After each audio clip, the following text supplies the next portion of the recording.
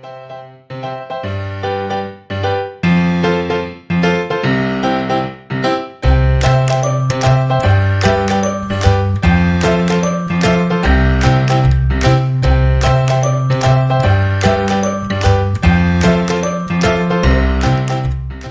Students, welcome to NCERT Pathshala. इस video में हम बात करने वाले हैं यूक्लिड्स डिवीजन लेमा के बारे में। तो आइए सबसे पहले इसकी डेफिनेशन देख लेते हैं। For any two positive integers a and b there exist unique whole numbers q and r such that a is equal to bq plus r where r is greater than और equal to 0 and less than b। Right, तो यहाँ पर देखिए definition आपको काफी कठिन लग रही होगी, बट यहाँ पर सिर्फ एक क्लास 6 के कॉन्सेप्ट का यूज हो रहा है। राइट, देखो वो कॉन्सेप्ट कौन सा है? वो कॉन्सेप्ट है dividend is equal to divisor into quotient plus remainder. Right, आपने ये कॉन्सेप्ट ऑलरेडी पढ़ रखा होगा। ओके, तो अब हम क्या करते हैं, इस कॉन्सेप्ट को थोड़ा सा हम रिवाइज कर लेते हैं, यानी कि dividend is equal to divisor into quotient plus remainder. एक एग्जांपल लेते हैं। ऑलराइट, तो यहाँ पर देखिए मैंने एक एग्जांपल ले रखा है। मैंने क्या किया, 35 एक नंबर मेरे पास था और इस 35 को मैंने डिवाइड कर दिया 3 से। राइट, तो यहाँ पर आप देख सकते हो 3 1 टाइम्स इज 3, यहाँ पर सब्ट्रैक्शन होकर के 0, 5 नीचे आ जाएगा, 3 1 टाइम्स इज 3 और यहाँ पर 2 रिमाइंडर आ जाएगा। राइट, तो यहाँ पर टर्म्स को आपको समझना पड़ेगा।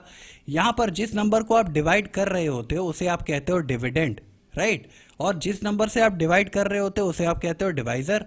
यहाँ पर जो वैल्यू आती है डिवीजन के बाद इसे आप कहते हो कोशेंट, और फाइनली डिवीजन करने के बाद अगर यहाँ पर कुछ बाकी रह जाए तो उसे आप कहते हो रिमाइंडर। तो यहीं से एक कॉन्सेप्ट आता है हमारे पास, dividend is equal to divisor into quotient plus remainder. Right, यहाँ पर देखिए मैंने लिख रखा है dividend is equal to divisor into quotient plus remainder. अब देखो कुछ बच्चे कंफ्यूज हो जाते हैं कि डिविडेंड बड़ा होता है या फिर डिवाइजर बड़ा होता है। तो देखो डिविडेंड में अगर आप अल्फाबेट्स को काउंट करो तो यहाँ पर 8 अल्फाबेट्स हैं।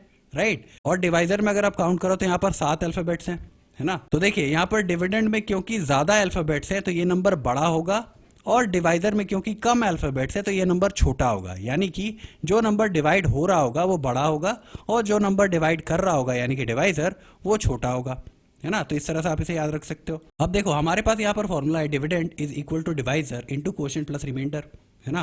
तो डिविडेंड की वैल्यू कितनी है यहाँ पर 35, मैंने यहाँ पर एलएचएस पर लिख दिया 35। This should be equal to divisor यानी कि 3 इंटू कोशेंट यानी कि 11 प्लस रिमाइंडर यानी कि 2। तो देखो आप डिवाइजर और कोशेंट को मल्टीप्लाई कर लो और उसके बाद उसमें अगर आप रिमाइंडर को ऐड कर दो तो आपको वैल्यू डिविडेंड की मिल जाती है ना। यहाँ पर देखिए 3 इंटू 11 इज 33, 33 प्लस 2 इज 35 जो कि हमारा डिविडेंड है ना। तो ये कॉन्सेप्ट यहाँ पर यूज हो रहा है, ये कॉन्सेप्ट होता है यूक्लिड्स डिवीजन लेमा। राइट, अब देखो यहाँ पर इन नंबर्स को मैं कुछ अल्फाबेट से रिप्लेस करने जा रहा हूं और हमारे पास तैयार हो जाएगा यूक्लिड्स डिवीजन लेमा का डेफिनेशन। मैं क्या कर रहा हूं, यहाँ पर डिविडेंड को मैं रिप्लेस कर रहा हूं ए से, डिवाइजर को मैं रिप्लेस कर रहा हूं बी से, कोशेंट को मैं रिप्लेस कर रहा हूं क्यू से, क्यू फॉर कोशेंट। राइट, और रिमाइंडर को मैं रिप्लेस कर रहा हूं आर से, है ना। तो देखो यहाँ पर मेरे पास डिविडेंड ए है, डिवाइजर बी है, कोशेंट क्यू है और रिमाइंडर आर है। तो अगर आप इस रिप्रेजेंटेशन को इस फॉर्मूले में पुट करो तो देखो हमारे पास क्या आएगा। हमें पता है कि डिविडेंड ए है हमारे पास, this means A is equal to dividend की जगह पर हमने क्या लिख दिया ए।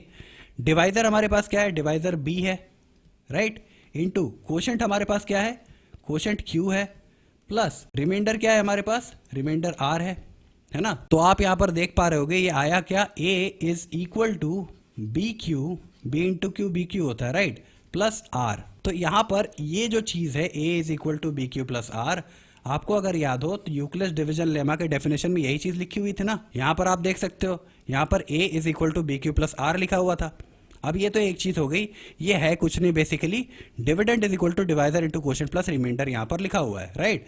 जहाँ पर ए क्या है, ए एक डिविडेंड है, बी डिवाइजर है, क्यू कोशेंट है और आर रिमाइंडर है। अब देखो यहाँ पर ये कंडीशन जो लिखी हुई है ना, आर इज ग्रेटर देन और equal to 0 and less than B, ये बहुत इंपॉर्टेंट है, इसके ऊपर हम थोड़ी सी डिस्कशन करते हैं। ओके, तो आइए यहाँ पर डिस्कस करते हैं रिमाइंडर की उस कंडीशन को। सबसे पहले वो कंडीशन में यहाँ लिख लेता हूँ। कंडीशन क्या थी, रिमाइंडर इज ग्रेटर देन और equal to 0 and less than B, right. और आपको पता है बी क्या था, बी था डिवाइजर, आर था रिमाइंडर, राइट। तो यहां पर हमें इस कंडीशन के द्वारा बताया ये जा रहा है कि रिमाइंडर जो होगा वो हमेशा 0 से बड़ा या फिर उसके बराबर होगा, लेकिन हमेशा डिवाइजर से छोटा होगा, राइट। तो यहां पर देखिए मैं एक एग्जांपल लेता हूं फिर से, 35 को मैं 3 से डिवाइड कर रहा हूँ, तो यहाँ पर डिवाइड करने पर क्या हो जाएगा, 3 1 टाइम्स इज 3, यहाँ पर सब्ट्रैक्शन करने पर 0, 5 नीचे आ जाएगा, 3 1 टाइम्स इज 3, और यहाँ पर सब्ट्रैक्शन करने पर 2 आ जाएगा, राइट। तो यहाँ पर देखो ये जो रिमाइंडर है ये कितना आया है,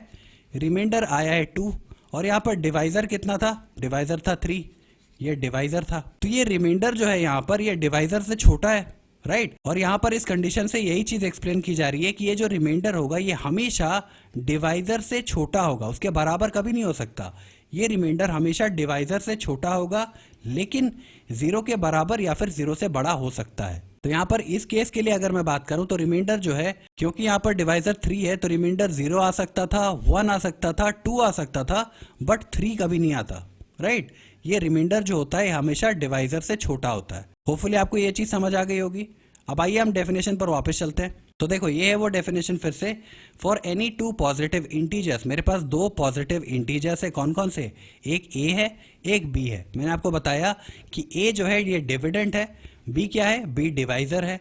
there exist unique whole numbers, कुछ यूनिक होल नंबर्स होंगे, q जो कि कोशेंट होगा एंड r जो कि रिमाइंडर होगा, such that dividend is equal to divisor into quotient plus remainder, जहां पर होगा क्या, रिमाइंडर 0 के बराबर या फिर उससे बड़ा हो सकता है, बट उसे डिवाइजर से छोटा होना होगा, राइट। तो ये फॉर्मल डेफिनेशन होती है यूक्लिड्स डिवीजन लेमा की। तो होपफुली इस वीडियो में जितनी भी चीजें मैंने आपको बताई वो समझ आ गई होंगी। अगर आपको कोई डाउट्स या क्वेरीज अभी भी रह जाती हैं तो आप नीचे कमेंट्स में मेंशन कर सकते हो। Okay, thank you.